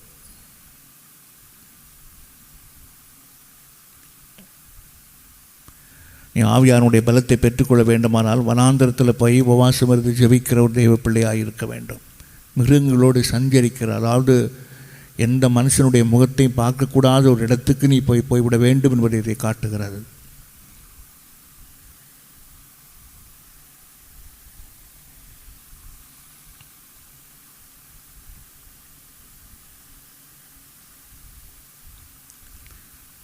உண்மையாகவே தேவ சமூகத்துடைய உபவாசம் இருப்பாயானால் ஆவியானுடைய பலத்தினை அதிகமாக பெற்றுக்கொள்வார்.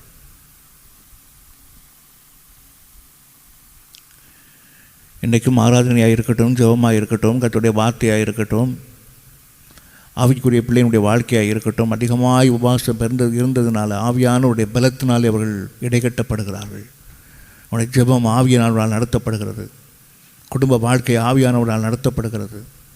தேவனுடைய பிரசன்ன வீடு முழுவதும் நிரப்பியிருப்பதை பார்க்கிறார்கள். இவைகளெல்லாம் உபவாசத்திற்கு அடையாளமாக இருக்கிறது. நல்லாக உபவாசம் இருக்கிறவங்களை ஆவியானவர் தன் பலத்தை அவங்களுக்கு அதிகமாக தருவார்.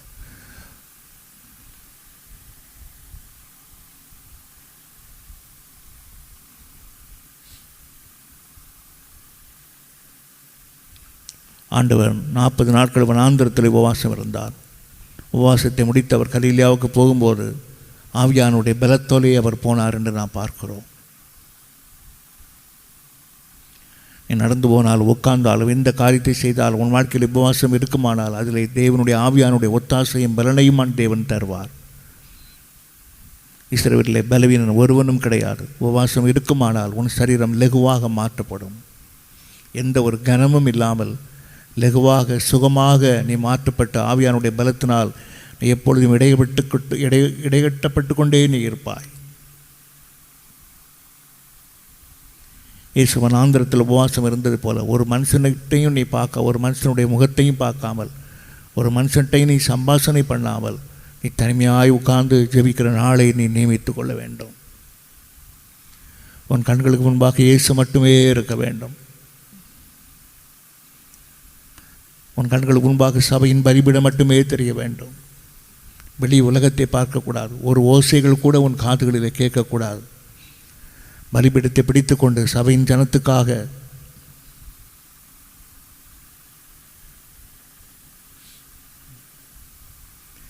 நீ கண்ணீர் விட்டு அழுது ஜெபிப்பாய். ஆனால் கர்த்தர் நடக்க வேண்டிய காரியங்கள் எல்லாவற்றையும் தேவன் உனக்கு காண்பிப்பார். பலிபீடத்துக்கு நேராகவும் இயேசுவுக்கு நேராக உடைய முகத்தை நீ திருப்பி ஆவியானுடைய பலத்தினை பெற்றுக்கொள்ளும்படியாக, பலிபீடத்தின் பலத்தை பெற்றுக்கொள்ளும்படியாக நீ உபவாசம் பண்ணி ஜெபம் பண்ணும்போது கர்த்தர் ஜனங்களுடைய முகத்தை உனக்கு காண்பிப்பார். நீ எங்கே போக வேண்டும் என்கிற முக தரிசனத்தை கர்த்தர் உனக்கு காண்பிப்பார். அது மாத்திரமல்ல, உன் எதிராளியினுடைய முகத்தையும் கர்த்தர் உனக்கு காண்பிப்பார். எட்டாவதாக, சபை பரிசுத்தப்படுத்துவதற்கு நீ உபவாசம் இருக்க வேண்டும். யோவேல் 2ஆம் அதிகாரம் 15-16, ஜனத்தை கூட்டுங்கள், சபையை பரிசுத்தப்படுத்துங்கள்.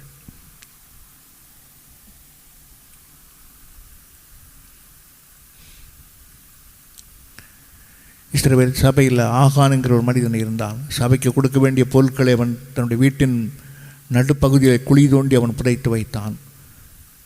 பாபிலோனுடைய சால்வை கர்த்தருக்கென்று பரிசுத்தமாக்கப்பட வேண்டும்.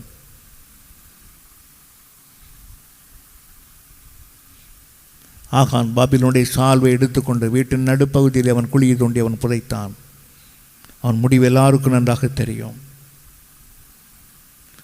கர்த்தருக்கென்று பரிசுத்தமாக்கப்பட்ட ஒரு ஒன்றை அவன் பரிசுத்த குலைச்சலாக மாறும்போது அந்த வீடுகள் தீக்கிரையாக்கப்படுகிறது,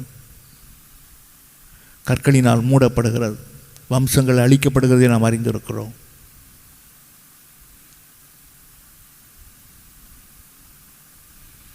யோசுவா ஜனங்கள்கிட்ட சொல்கிறார், எரிகோ பொருட்கள் முழுவதும் கர்த்தருக்குரியது, அதை ஒன்றை எடுக்கக்கூடாது என்று அங்கே யோசுவா சொல்கிறார்.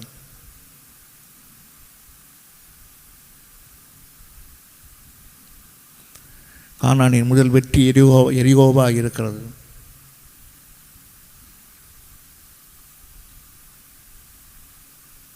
எரிகோவின் பொருளை எடுத்தது நிமித்தமாக சாபத்தீடு உண்டாகிறது என்பதை நாம் பார்க்கிறோம்.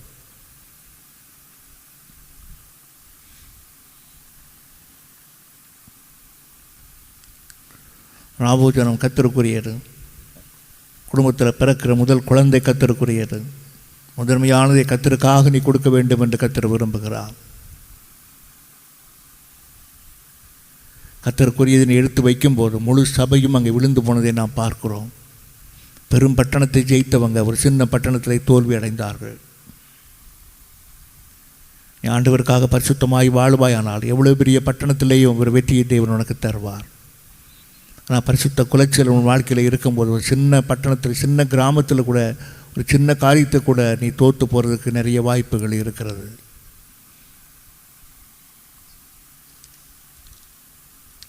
சபை பரிசுத்தப்படுவதற்காக உபவாசம் இருக்க வேண்டும். யோவேல் 2ஆம் அதிகாரம் 15-16.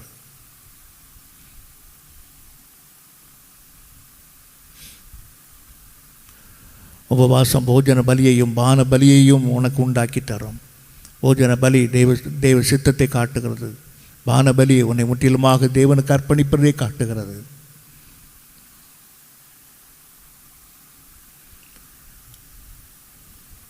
நீ ஆண்டவருக்காக பரிசுத்தமாய் வாழும்போது கர்த்தருனை போஜன பலியாகவும் பான பலியாகவும் உகந்து கொள்வார். உன் பரிசுத்தமான வாழ்க்கையிலிருந்து தான் நீ தேவ சித்தத்தை செய்து முடிக்கிறாய். உன்னை பானபலியாய் தேவனுக்காகவும் சபைக்காகவும் உன்னை அர்ப்பணிப்பது காரணம் உன் உபவாசத்தின் நாள். உபவாசம் உன்னை போஜன பலியாகவும் பானபலியாகவும் மாற்றி விடுகிறது.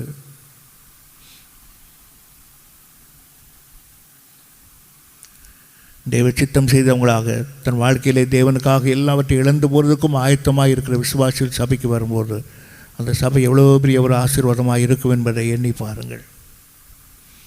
பரிசுத்தமுள்ள சபையில் தேவன் உலாவுகிறார். தேவன் தன்னுடைய மகிமை வெளிப்படுத்துகிறார். தவறு செய்யாத மனிதர் எந்த மனிதனும் இல்லை. ஆனால் தன் தவறுக்காக மனஸ்தாபப்பட்டு அவன் தேவ சமூகத்திலே வந்து உணர்வுடையவனாய் மாறும்போது கர்த்தர் சபைக்கு நடுவிலே உலாவுகிறார், தேவன் மகிமைப்படுகிறார்.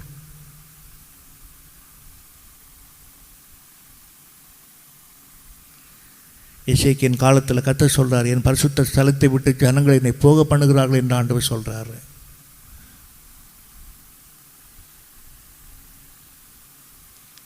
எசேக்கியேலுடைய காலத்தில் ஜனங்கள் பரிசுத்த குலைச்சலோடு சபைக்கு வந்ததுனால ஆண்டவரால் சபையில் இருக்க முடியவில்லை, என்னை சபையை விட்டு போக பண்ணுகிறார்கள் என்று ஆண்டவர் சொல்றாரு.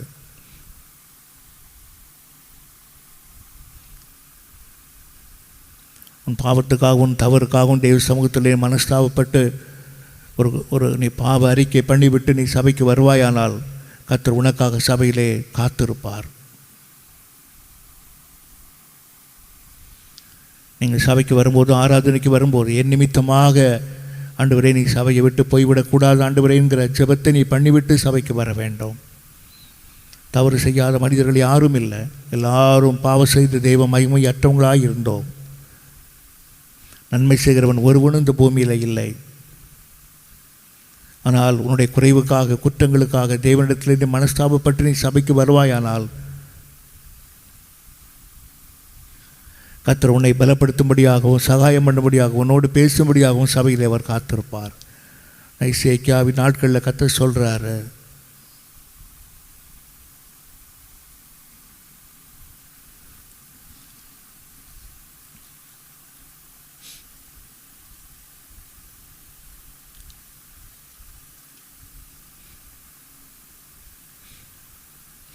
என் பரிசுத்த ஸ்தலத்தை விட்டு நான் போகும்படியாக பண்ணுகிறார்களே, ஜனங்கள் வரும்போது நான் பரிசுத்த ஸ்தலத்தில் என்னால் நிற்க முடியவில்லையே, என்னால் இருக்க முடியவில்லையே.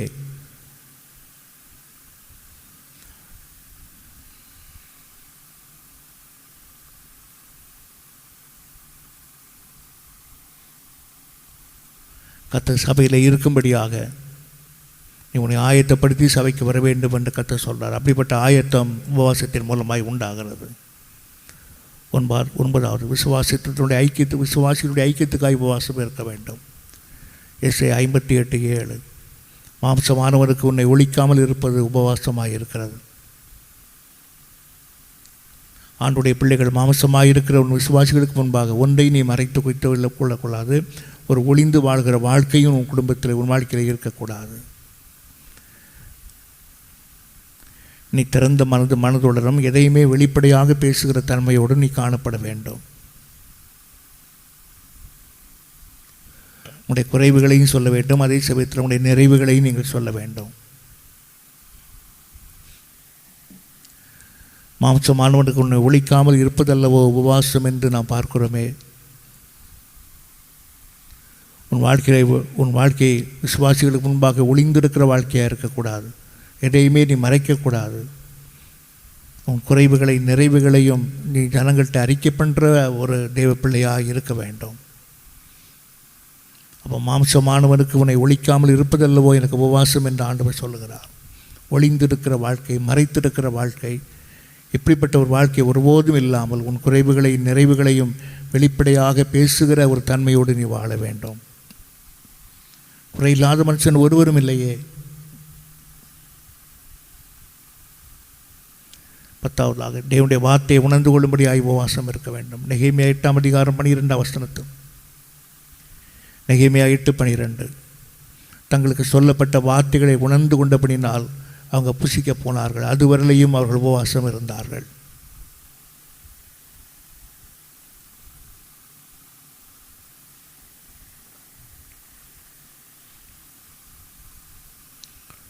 ஆண்டுடைய வார்த்தையை உணர்ந்து கொள்ளும்படியாய் உபவாசம் இருக்க வேண்டும்.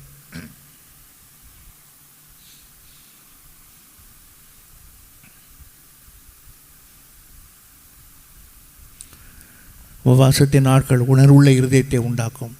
ஆவியானவர் தான் அந்த உணர்வை உண்டாக்குறார். நன்றாக உபவாசம் இருக்கும்போது நெகேமியா 8:12 தங்களுக்கு சொல்லப்பட்ட வார்த்தை உணர்ந்து கொண்டபடினாலே அவங்க புசிக்க போனார்கள். கர்த்தர் அவங்களுக்கு ஒரு உணர்வை உண்டாக்குறது வரலையும் தன்னுடைய உபவாசத்தின் நாட்களை அவங்க நிறுத்தி கொள்ளவே இல்லை.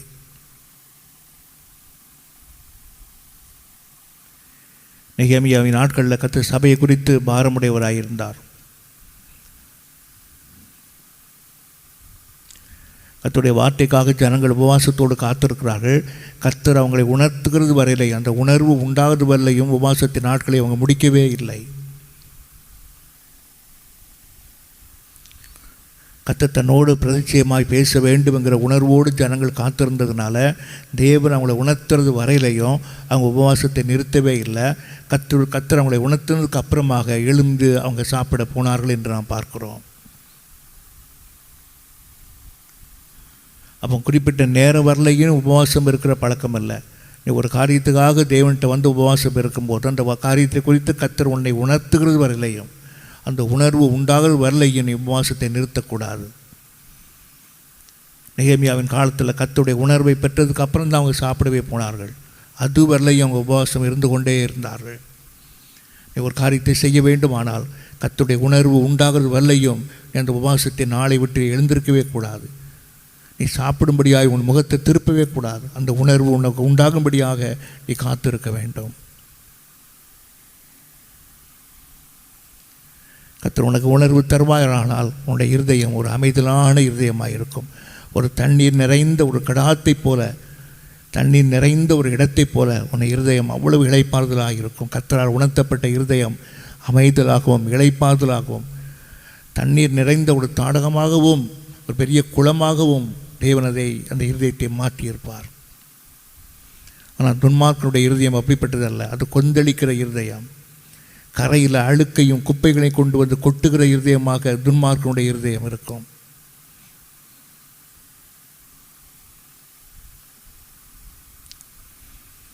நீ உபவாசம் இருந்து சபைக்கு வருவாயானால் ஒரு உணர்வுள்ள இருதயத்தை, உணர்வுள்ள ஆராதனையை, இந்த தேவனுடைய வார்த்தையை, நான் பிரசங்கம் பண்ணுற தேவனுடைய வார்த்தையை ஒரு உணர்வோடு நீ கேட்டுக்கொண்டே இருப்பாய்.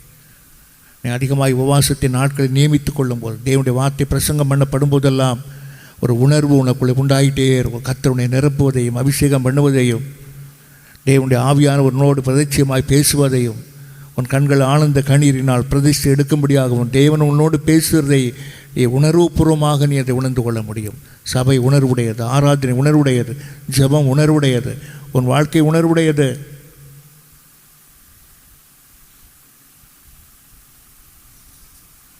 நல்ல உணர்வோடு ஆண்டுடைய வார்த்தை கேட்பாங்க. எந்திரிச்சு அங்கே போவோம், இங்கே போவோம், பிள்ளைங்கிட்ட விளையாடுவோம், எதுவுமே அவங்க வாழ்க்கையில் இருக்காது. உபவாசம் இருந்து தேவனுடைய வார்த்தைக்கு காத்திருக்கிறவங்க உணர்வுபூர்வமாக தேவனுடைய வார்த்தையை கேட்டுக்கிட்டே இருப்பாங்க.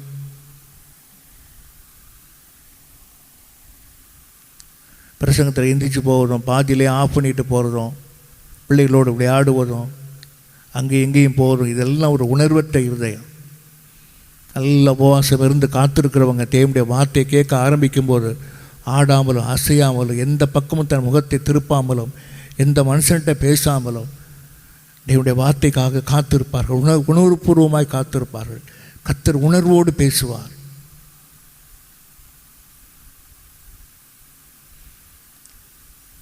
பதினொன்றாவதாக, பல ஆவிகள் துரத்தப்படும்படியாய் நீங்கள் உபவாசம் இருக்க வேண்டும். மத்தேயு 17:21.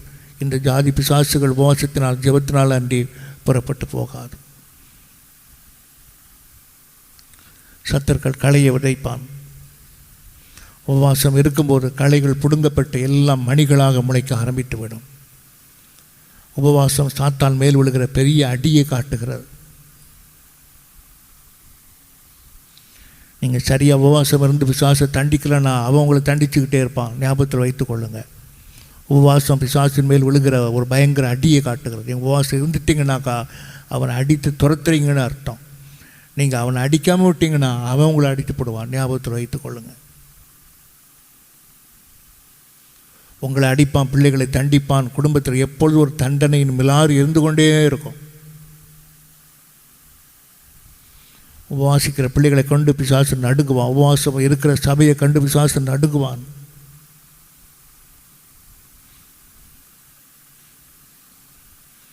சில பிசாசுகள் ஊமையாக இருக்கும், சரீரத்துக்குள்ளே மறைந்து இருக்கும். ஆனால் உபவாசம் இருக்கும்போது அக்கினி இறங்கும்போது அலறிக்கொண்டு அப்படியே புறப்பட்டு போவதை நீங்கள் பார்க்க முடியும். கடைசியாக கணவன் மனைவியினுடைய நல்ல உறவுக்காக உபவாசம் இருக்க வேண்டும். 1 கொரிந்தியர் 7:15. 1 கொரிந்தியர் 7:15. கணவன் மனைவியினுடைய நல்ல உறவுக்காக உபவாசம் இருக்க வேண்டும்.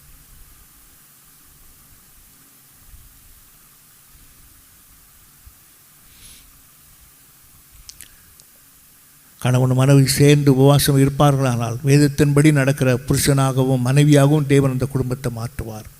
வேதத்தினுடைய புருஷன் எப்படிப்பட்டவன்? அன்புடையவனாயிருப்பான்.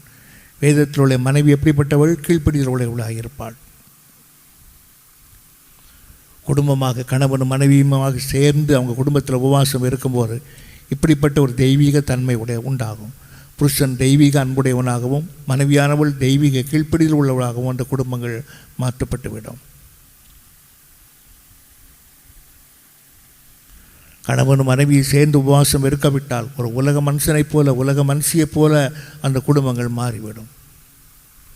கருத்து வேறுபாடுகள் உண்டாகும், பிரிவினை உண்டாகும், அபாயங்கள் உண்டாகும், குடும்பத்தில் பாதிப்புகள் உண்டாகும். இப்படிப்பட்ட ஒவ்வொரு காரியமும் குடும்பத்தில் நடந்துக்கிட்டே இருக்கிறது காரணம் உபவாசமின்மை. பூமியில் இருவர் ஒருமனப்படும் போது தேவன் மகத்துவமான காரியங்களை செய்ய ஆரம்பித்து விடுவார்.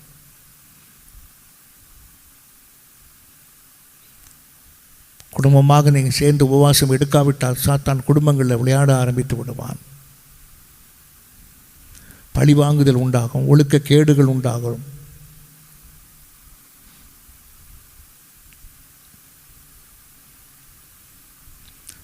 குடும்பத்தில் ஒருத்தர் மட்டுமே ரட்சிக்கப்பட்டு பல நாட்களாக சபைக்கு வருவாங்க. குடும்பம் முழுவதும் ரட்சிக்கப்படவே செய்யாது. காரணம் என்னவென்றால் உபவாசம் இல்லை. சபைக்கு ரட்சிக்கப்பட்டு சபைக்கு வர்றவங்க குடும்பத்தில் உபவாசத்தை நாளை நியமிக்காதனால அந்த குடும்பத்தில் ரட்சிப்பே இருக்காது. எத்தனை வருஷமானாலும் அந்த ஒரு ஆள் தான் சபைக்கு வந்துக்கிட்டே இருப்பாங்க. ஒரு ரட்சிப்போ ஒரு மேன்மை அந்த குடும்பத்தில் இல்லை. ஏனென்றால் அவர்கள் உபவாசம் இருப்பதில்லை குடும்பத்திற்காக. கணவன் மனைவி சேர்ந்து குடும்பத்தில் உபவாசம் இருப்பார்களானால் குடும்பத்தில் அத்தனை பேர் ரட்சிக்கப்பட்டு வருவார்கள். 13ஆவதாக நான் முடிக்கிறேன். மத்தேயு 4ஆம் அதிகாரம் 11ஆம் வசனத்தில் தேவ தூதர்கள் பணிவிடை செய்வார்கள். மத்தேயு 4:14-11 இயேசுவுக்கு வந்து பணிவிடை தூதர்கள் ஊழியம் செய்தார்கள்.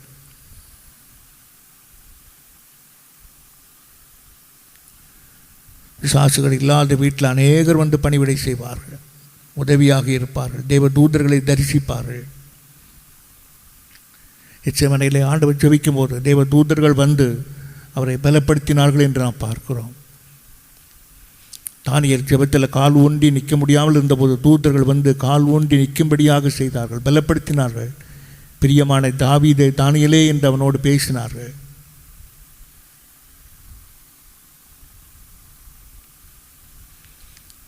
தூதர்கள் அநேக மறைப்பொருளான அநேக காரியத்துக்கு வெளிப்பாடுகளை தேவ அங்கே கொடுத்தார்கள். தூதர்கள் புரியாதை புரிய வைப்பார்கள்.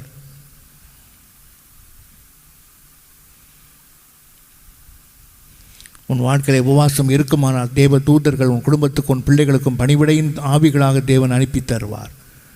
பிள்ளைகள் வீட்டை விட்டு போகும்போது பிள்ளைகளை தேவ தூதர்கள் உடைய பாதங்கள் கல்லில் இடாதபடிக்கு தேவ தூதர்கள் பிள்ளைகளை பாதுகாத்துக் கொள்வார்கள். அவங்களுடைய போக்களை வரத்துறை ஒரு பெரிய பாதுகாப்பை தேவன் தருவார். தூதர்கள் அழகாக இருப்பார்கள், தூதர்கள் இனிமையாக இருப்பார்கள், தூதர்கள் வெண் வஸ்திரம் தரித்திருப்பார்கள். தூதருடைய வருகை மிகவும் குளிர்ச்சியாக இருக்கும். என்னை கேட்டுக்கொண்டிருக்கிற கர்த்தருடைய பிள்ளையே, இன்றைக்கு உபவாசத்தின் மூலமாக 13 காரியங்களை கர்த்தர் உங்களோடு பேசியிருக்கிறார். இந்த காரியங்களை உங்களுடைய வாழ்க்கையை செய்ய ஆரம்பிங்கள். இந்த வார்த்தையை கேட்டு ஒரு பொருத்தனை பண்ணுங்கள். தேவன் பிரதிட்சயமாய் இவளோடு கூட பேசுவார். தேவனுடைய அக்கினியின் அபிஷேகம், வல்லமை, தேவ பிரசன்னம், தேவனுடைய வெளிப்பாடு, தேவனுடைய மாறாத தேவனுடைய மகிமை உன் குடும்பங்கள் முழுவதையும் நிரப்புவதை நீ பார்க்க முடியும். கர்த்தர் இடைபடுவார். இன்றைக்கு ஒரு பொருத்தனை பண்ணு. உபவாசத்தின் நாளை நியமித்துக்கொள். 13 ஆசீர்வாதங்களை மறுபடியும் வேதத்தை இன்றைக்கு நீ கேட்ட சத்தியத்துக்காக நீ முழங்கால் படியிட்டு மறுபடியும் இந்த சத்தியத்தை கேட்டு தேவனுடைய வார்த்தைக்குள்ளே வந்து நீ உணர்வுடையாகில் கண்டிப்பாக ஒரு பெரிய மேன்மை உண்டாகும். உன் எல்லையை விட்டே பிசாசுகள் துரத்தப்பட்டிருக்கும். குடும்பம் செழித்திருக்கும். தேவன் அசைவாடுவார், தேவன் பேசுவார், பிரமாணத்தை கொண்டு தேவனை இடைவிடுவார், தேவ தூதர்களை கர்த்தர் அனுப்புவார். இன்றைக்கே தேவன் வாழ்க்கையை செய்வாராக. நீ முழங்கால் படியிட்டு பொருத்தனை பண்ணி நீ ஜெபிக்க ஆரம்பிக்கும் போதே வானம் திறக்கப்பட்டு தேவ மகிமையினால் நிரம்பி தேவனோட மகிமையினான பொக்கிஷத்தினால் தன்னுடைய பண்டக சாலை திறந்து உன் வீட்டின் எல்லைக்குள்ளே கர்த்தர் வருவாராக. தேவன் உன்னோடு பேசுவாராக. ஆமேன். கர்த்தர் தாமே இந்த வார்த்தைகளை ஆசீர்வதிப்பாராக. ஆமேன், ஆமேன், ஆமேன்.